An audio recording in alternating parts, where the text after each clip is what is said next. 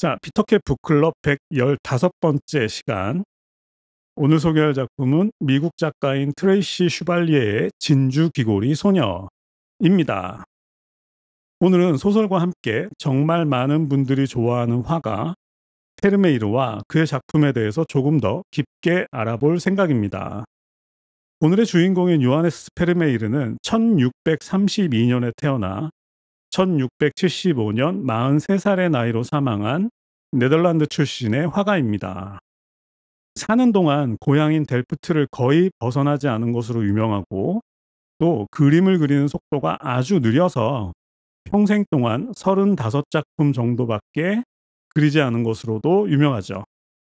이렇게 그리는 속도가 느렸다. 바로 이 점이 작가 마르셀 프루스트가 주목했던 지점인 것 같습니다. 자, 이제 그림 얘기부터 해보죠. 첫 번째로 준비한 그림은 페르메이르의 델프트 풍경이라는 그림입니다. 페르메이르가 살았던 델프트라는 소도시의 풍경을 그린 그림인데요. 이 그림이 제가 조금 전에 말씀드렸던 것처럼 잃어버린 시간을 찾아서의 작가 마르셀 프루스트가 가장 좋아했던 그림입니다. 프루스트는 소문난 미술 애호가였고, 그래서 심지어는 자신의 작품인 잃어버린 시간을 찾아서에도 그림이 무려 200점이나 등장할 정도로 예술에 대한 감각이 뛰어난 사람이었는데, 그런 그가 가장 좋아했던 그림이 바로 이 페르메이르의 델프트 풍경이라는 거죠. 그 이유를 한번 알아보겠습니다. 자, 델프트 풍경은 화가가 살았던 델프트라는 도시가 있는데, 그 도시의 아침 풍경을 그 운하 건너편에서 바라본 형태의 그림입니다. 그림을 보면 앞쪽으로 운하가 보이고 그 뒤에 건물들이 있고 하늘이 참 크게 그려져 있죠. 그리고 지금 막 해가 떴는지 오른쪽에 있는 건물의 지붕이나 벽들은 굉장히 밝게 빛나고 있고, 왼쪽에 있는 벽들은 상대적으로 좀 어둠 속에 잠겨 있죠. 그리고 맨 앞쪽에 보면 드디어 아침을 시작하는 사람들 몇 명이 서 있는 게 보이고요. 제 생각에 아마도 화가는 이 아침 이 순간에 햇볕을 받아서 밝게 빛나는 어떤 벽이나 지붕들, 또는 아직은 그림자 속에 가려진 그런 벽이나 지붕들, 그런 각각의 그 요소들의 색깔을 분명히 인지했을 것 같습니다. 아, 햇빛을 받은 저 지붕은 저렇게 빛나고 있고, 저 색깔이고, 저 벽은 저 색깔이고, 이런 것들을 분명하게 인지했을 것 같습니다. 그리고 그런 상태에서 자신의 그림 속에서 자신의 머릿속에 들어있는 그 각 벽면의 색깔들을 완벽하게, 그러니까 자기 머릿속에 있는 그 색깔과 완벽하게 일치시키는 작업을 했겠죠. 그런데 이 페르메이르라는 화가는 그것을 어떻게 했냐면 될 때까지 했다고 합니다. 그러니까 머릿속에 어떤 벽에 노란색이 있다면 자기 머릿속에 있는 색깔과 자기 그림 속에 표현된 그 색깔이 정확하게 일치할 때까지 계속해서 덧칠을 했다라는 거죠. 아마도 제 생각에 프루스트는 바로 페르메이르의 그런 점을 가장 좋아했던 것 같습니다. 그러니까 페르메이르가 자기 머릿속에 있는 색깔과 동일한 색깔이 나올 때까지 계속해서 덧칠을 했던 것처럼, 프루스트 또한 자신이 글을 쓸 때도 그렇게 써야 한다. 그러니까 자신의 머릿속에서 자기가 표현하고 싶은 그런 문장이 완전하게 글로 표현할 때까지 프루스트도 계속 고치고 고치고 다시 쓰고 했죠. 그렇게 해서 이제 만들어진 작품이 잃어버린 시간을 찾아서인데, 결국 프루스트가 이 그림을 가장 좋아했던 이유는 페르메이르가 자기가 원하는 색깔이 나올 때까지 그 벽면을 덧칠했던 것처럼, 프루스트도 자신이 원하는 문장이 나올 때까지 계속해서 글을 고치고 고치고 했다. 그런 면에서 프루스트는 이 페르메이르의 델프트 풍경이라는 그림을 가장 좋아했다라고 생각해 볼 수 있을 것 같습니다. 다음 그림은 저 유명한 우유 따르는 하녀입니다. 이 그림에서 가장 돋보이는 거는 모델이겠죠. 그런데 생각해 보면 페르메이르는 17세기 초에 네덜란드에서 살았던 사람인데, 그런데 문제는 이 그림의 모델이 하녀라는 겁니다. 귀부인이 아니라 하녀라는 거죠. 자, 왜 하녀를 모델로 그림을 그렸을까 생각을 해봐야 되겠죠. 그러려면은 당시의 네덜란드 상황을 알아봐야 될 텐데, 자, 네덜란드는 17세기에 들어서면서부터 다른 유럽 국가들과는 다르게, 다른 유럽 국가들은 전부 가톨릭이었는데 네덜란드는 개신교를 받아들였고, 그래서 그렇게 개신교를 바탕으로 무역과 상업의 나라로 탈바꿈하고 있었던 중입니다. 그런데다가 당시 개신교는 왕족이나 귀족보다는 근면한 서민들의 삶을 중시했다고 하는데, 아무리 하찮은 일이라도 자신에게 주어진 일을 열심히 하는 것이 중요하다. 결국은 우리가 자주 들어본 일하는 모습이 아름답다 하는 얘기가 당시 17세기 네덜란드에서 만들어진 얘기라고 합니다. 그리고 사소한 일이라도 그렇게 근면하고 성실히 일하는 사람들에게 천국이 열려져 있다. 이런 믿음들이 많이 전파되어 있었다고 합니다. 그래서 그런 배경 때문에 하녀가 그림의 주인공이 될 수 있었고, 이제부터 이 그림을 조금 더 자세하게 살펴보겠습니다. 자, 확대를 해보면 천국은 그렇게 근면 성실하게 일하는 사람의 것이다 라는 메시지가 이 그림에 어떻게 담겨 있는지 한번 알아보겠습니다. 자, 왼쪽 상단을 보시면 창문이 있죠. 이 창문에서 빛이 내려오고 있고 그 빛이 하녀에게 닿고 있죠. 근데 문제는 이 왼쪽 상단에 있는 창문을 보시면 그 중에 하나가 깨져 있어요. 조금 더 확대해 볼까요? 왼쪽 상단에 창문 하나가 깨져 있습니다. 바로 이 지점 때문에 이 밖에서 들어오는 햇볕이 이 깨진 창문을 통해서 하녀의 이마에 닿고 있다는 거죠. 결국은 이 그림에서 이 조그맣게 깨진 창문 때문에 하녀의 이마가 반짝거리게 되었다라는 거고요. 그리고 하녀가 있는 벽 또한 어두운 부분과 밝은 부분으로 점점점 나눠지게 되는데, 바로 이 하녀의 얼굴이 있는 뒤쪽 벽면이 가장 밝다는 건 알 수 있죠. 자, 그렇다면 이 그림을 통해서 화가가 말하고자 했던 얘기도 분명하게 우리가 생각할 수 있는 거죠. 바로 이 하녀의 얼굴 전체가 전체적으로 빛나고 있다. 그 이야기는 바로 이렇게 근면하고 성실하게 일하는 이 하녀, 천국은 이런 하녀의 것이다. 결국은 그 빛을 통해서 이 하녀의 모습을 성스러운 정도 수준까지 올려주고 있다는 거죠. 이것이 당시 네덜란드의 개신교 정신에 부합하는 그림이고, 그리고 제가 개인적으로 이 그림을 좋아하는 이유는, 오늘 그 얘기를 좀 많이 하게 될 텐데, 그림 제목이 우유 따르는 하녀니까 지금 이 하녀는 우유를 따르고 있죠. 제가 페르메이르를 좋아하는 이유는 아마 그것 때문인 것 같아요. 그러니까 페르메이르의 그림은 세상이 잠깐 멈춰진 듯한 느낌이 들어요. 세상이 뭔가 좀 생동감 있게 움직이는 게 아니라 잠깐 멈춰진. 그런데 이것을 이제 뭐 전문가들은 고요한 순간이라고 말을 하는데, 저는 그보다는 페르메이르의 그림은 고요한 순간이라기보다는 그거보다는 한 발 더 나아가서 정지된 순간을 표현하고 있지 않나 하는 느낌이 듭니다.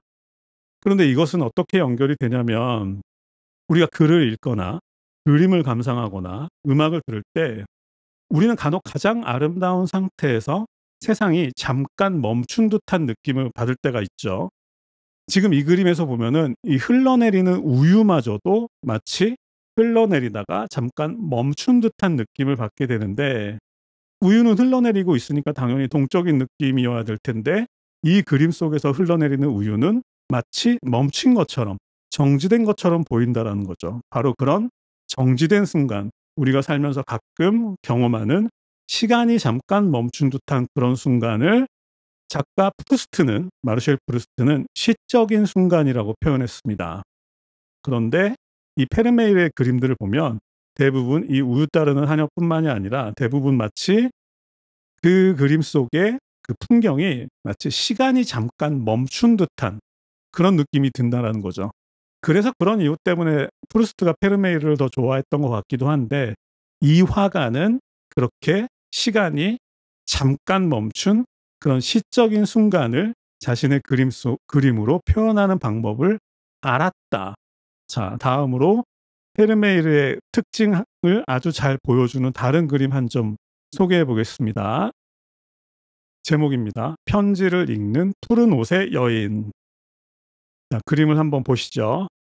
아마 이 젊은 여인은 임신을 한 것 같습니다. 만삭인 것 같죠? 그리고 당시의 네덜란드의 실내에서 입던 실내복을 편안하게 입고 있고, 지금은 누군가에게서 온 편지를 서서 집중해서 읽고 있습니다. 그리고 이 그림의 모델은 소설 속에도 등장하는 그 페르메일의 아내인 카타리나일 가능성이 매우 높다고 해요. 그 이유는 소설 속에는 좀 카타리나가 조금 싸납게 표현이 되어 있는데, 실제로 카타리나가 어땠는지 우린 모르죠. 이 그림 속 모델이 페르메일의 아내 카타리나라고 추측하는 이유는 일단 만삭인 상태에서 여인이 모델을 섰다라는 것과, 그리고 더 중요한 거는 아주 편안한 실내복을 입고 있다. 아마 당시 네덜란드 사회에서는 다른 집에 갈 때는 그렇게 편안한 실내복을 입고 가는 상상도 못하는 그런 사회여가지고, 그런 실내복이나 만삭인 상태로 봤을 때 이 그림 속 모델은 페르메이르의 아내일 가능성이 높다. 자, 이제 그림을 전체적으로 살펴봤고, 이 그림을 좋아하는 사람들이 많은 이제 이유도 좀 자세하게 알아봐야 되겠죠. 저 같은 경우는 이 그림을 좋아하는 이유가, 이 편지를 읽고 있는 이 젊은 여인의 얼굴이 아름답기도 하지만 그보다는 뭔가 살짝 긴장한 상태처럼 보이기 때문입니다. 입술이 살짝 벌어져 있고, 그러니까 마치 이 편지에서 뭔가 안 좋은 소식을 접하게 되지는 않을까 하고 살짝 긴장한 상태에서 이 편지를 읽기 시작한 듯한 느낌이 들기 때문인데, 그런데 그것을 이제 전문가들이 이렇게 설명하고 있는 거죠. 그것의 힌트는 이 여인의 뒤에 걸려 있는 그림 속의 그림을 보면 알 수 있다. 이 여인의 뒷배경에 걸려 있는 그림을 보면 이게 이제 해도라는 걸 알 수 있어요. 그러니까 결국은 집안 거실에 바닥길을 그린 해도가 걸려 있다라는 얘기는 이 여인의 남편은 배를 타는 선원일 가능성이 높다라는 거겠죠. 뭐 어선일 수도 있겠지만 당시 네덜란드는 동인도 회사가 있었기 때문에 그 상선을 타고 뭐 인도네시아, 뭐 일본, 뭐 인도 안 다니는 데가 없이 다녔겠죠. 근데 그러다 보면 사고도 많이 났을 거고, 또 질병에 걸린 사람도 많았을 거고, 수많은 일들이 있었을 텐데, 그 이 여인은 이제 남편이 배를 타고 떠난 다음에 아주 오랫동안 남편의 소식을 궁금해하고 있었는데, 마침내 배를 타고 떠난 남편의 편지를 오늘 아침에 받은 거죠. 그러니까 이 편지 안에는 아무 일 없이 순탄하게 모든 일정이 잘 진행되고 있어라는 소식이 들어있을 수도 있겠지만, 또 병에 걸렸다든지 아니면 뭐 선상반란이 일어나서 누가 많이 다쳤다든지 아니면 뭐 해적을 만났다든지 뭐 여러 가지 이제 안 좋은 소식이 또 들어있을 수도 있는 거잖아요. 그래서 그런 의미에서 이 여인은 지금 살짝 긴장한 상태에서 이 편지를 펴보고 있는데, 결국은 이 여인의 표정을 보면 이 그림을 보는 사람도 함께 긴장하게 되는 거고, 그래서 그런 긴장감 때문에 이 그림에서 눈을 떼지 못하게 만드는 그런 매력이 있는 그림이다. 이렇게 이해하시면 될 것 같습니다. 네, 페르메일의 대표작이죠. 페르메이르가 21살에 화가를 시작해서 43살에 사망했는데, 이 그림은 페르메이르가 32살에 그린 그림이라고 합니다.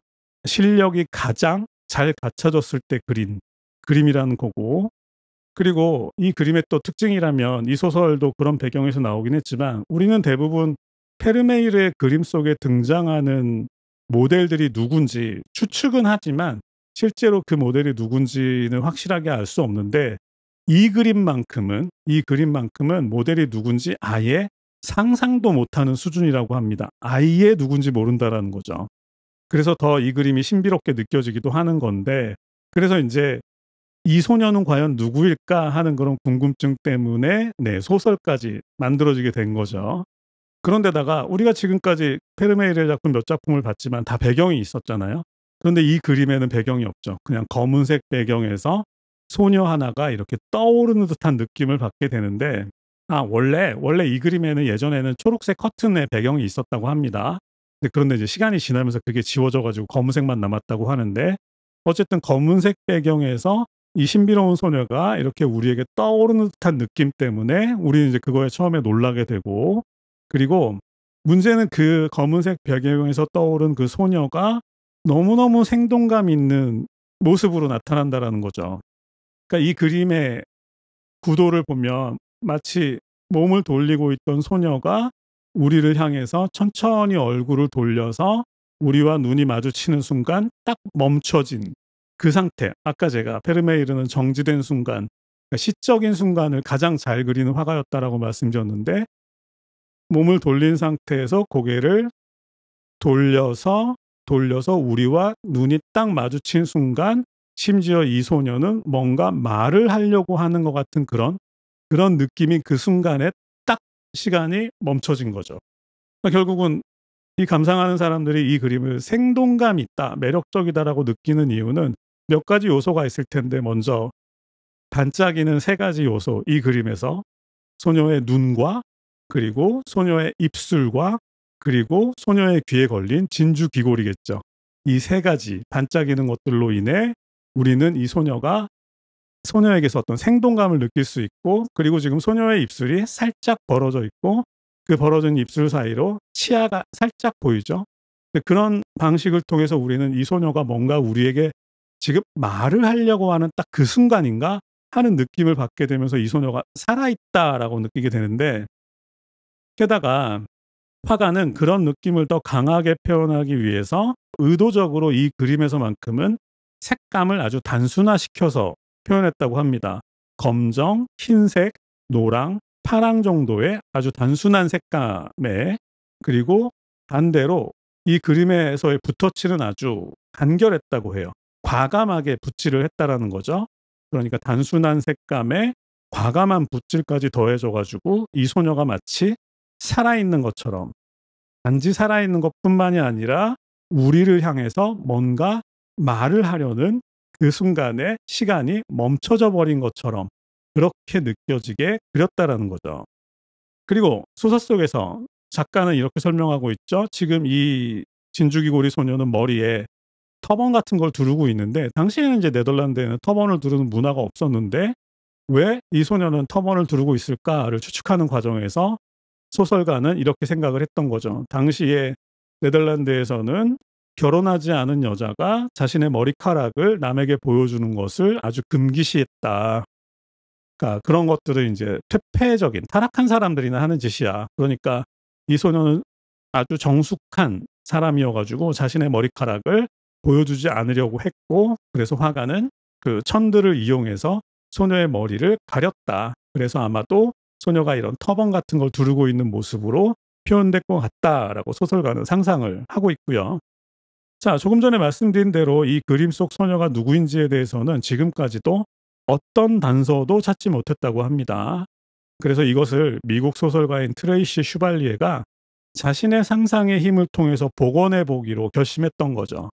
이 진주 귀고리 소녀는 누구였을까를 한번 상상해 보고, 그런 상상을 통해서 페르메이르가 당시 그림을 그리는 환경이 어땠는지, 그는 그림을 어떤 방식으로 그렸는지, 그런 것들을 함께 추적해 보고자 했던 거죠. 그래서 이 소설을 통해서 먼저 17세기 네덜란드의 델프트라는 이름의 소도시를 완벽하게 재현하고, 그리고 당시 그곳에서 살았던 그리트라는 이름의 한 소녀를 창조해냅니다, 소설가가. 그리고 독자들은 그 소녀의 이야기뿐 아니라 당시 페르메이르가 살았던 환경과 그의 가족, 그리고 그가 작업했던 방식까지 자세하게 함께 상상해 볼 수 있게 되는 거죠. 자, 이제 소설 얘기로 넘어가 보겠습니다. 작가의 상상 속에서 이 그리트라는 이름의 16살 된 소녀는 그림 속 모습처럼 아주 영리하고 똑똑한 아이로 설정되어 있습니다. 그림만 딱 봐도 딱 부러지게 생겼죠. 그리고 소설 속에서 이 그리트라는 소녀의 아버지의 직업은 델프트 타일에 그림을 그리는 타일공으로 설정되어 있는데, 그것에는 두 가지 이유가 있는 것 같습니다. 먼저 당시에 이 델프트라는 도시에서 가장 유명했던 거는 델프트 작이라고 하는데, 그게 어떤 거냐면 하얀 바탕에 파란 물감으로 그림을 그리는 그런 자기, 타일 같은 것들이 가장 유명했다고 해요. 그래서 아마 이 소녀의 아버지도 그런 타일에 그림을 그리던 그런 타일공이었을 거다. 그런 이유가 하나 있고, 또 두 번째 이유는 타일에 그림을 그리는 아버지 또한 그렇다면 그림의 감각이 있었어야 됐겠죠. 그러니까 이 소녀가 이 소설 속에서는 미술에 대한 감각이 아주 뛰어난 역할을 해줘야 되는데, 그러려면은 이 소녀의 아버지가 타일에 그림을 그리던 사람이었다라면 그 아버지의 영향을 받아서 이 소녀 또한 그런 재능을 물려받았다. 그런 이유에서 이 소녀의 아버지의 직업은 당시 델프트 자기의 타일공으로 설정되어 있습니다. 그러다가 타일을 굽는 가마가 폭발하는 바람에 아버지가 그 폭발로 인해서 두 눈을 잃게 되죠. 실명하게 되는데, 그래서 결국 이제 직업을 잃게 되고요. 그래서 어쩔 수 없이 이 그리트라는 소녀가 하녀로 일하게 되는 거죠. 그런데 그 그리트가 일하게 된 곳이 공교롭게도 페르메이르의 집이었던 겁니다. 자, 어쨌든 이 그리트라는 소녀는 아버지의 사고로 인해서 화가의 집에서 하녀로 일하게 됩니다. 이 소녀가 했어야 했던 가장 중요한 일은 빨래였습니다. 빨래. 페르메이르는 결혼 생활을 하는 동안 아내인 카타리나와 함께 무려 15명의 아이를 낳았다고 합니다. 그중에 11명이 살아남았는데 엄청나게 대가족이었겠죠. 그러니까 빨래만 해도 어마어마했을 텐데 이 그리트의 가장 중요한 임무는 빨래를 하는 것이었고요. 그리고 두 번째는 화실을 청소하는 거였습니다. 소설에서는 그게 더 중요하게 강조되죠.